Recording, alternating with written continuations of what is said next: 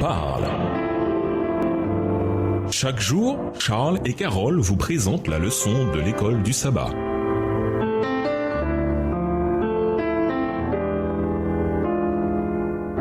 Bienvenue dans votre émission Dieu nous parle. Nous voilà à la leçon 10 allant du 28 mai au 3 juin. Jésus à Jérusalem. Étude de la semaine, Zacharie 9, le verset 9, Matthieu 21, les versets 1 à 46, Romains 4, les versets 13 à 16, Apocalypse 14, les versets 7 à 12, Actes 6, le verset 7, et Matthieu 22, les versets 1 à 15. Verset à mémoriser. N'avez-vous jamais lu dans les Écritures, c'est la pierre que les constructeurs ont rejetée qui est devenue la principale, celle de langue. Cela est venu du Seigneur. C'est une chose étonnante à nos yeux. Matthieu 21, verset 42. Dans Matthieu 20, le verset 27, Jésus dit « Et quiconque veut être le premier parmi vous sera votre esclave.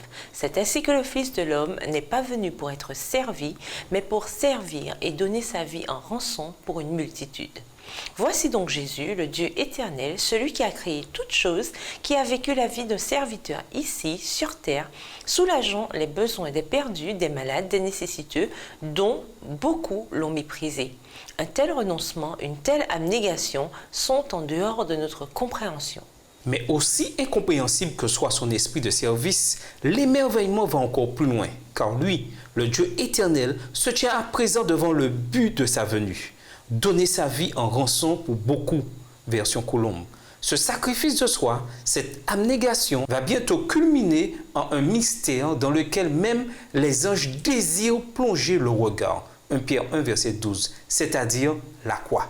La leçon de cette semaine examinera quelques-uns des événements et des enseignements majeurs autour de la venue de Jésus à Jérusalem, non pour être couronné roi d'un royaume terrestre, comme tant de gens l'avaient souhaité et espéré, mais pour devenir péché afin qu'en lui, nous devenions justice de Dieu. 2 Corinthiens 5, le verset 21. Et nous vous laissons cette réflexion. Le mur des lamentations à Jérusalem rappelle l'époque où Jésus arpentait ces lieux, donnant la vraie paix à tous ceux qu'il rencontrait. Au revoir. Et à demain si Dieu veut. Dieu nous parle.